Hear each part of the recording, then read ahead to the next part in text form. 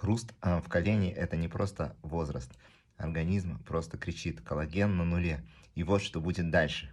К 30-40 годам коллаген и гиалуроновая кислота, их выработка снижается, а к возрасту 40-50 лет уменьшается на 50%.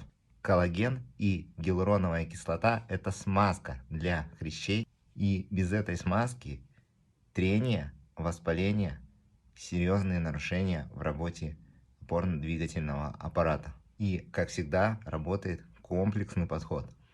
Это коллаген, гиалуроновая кислота, МСМ.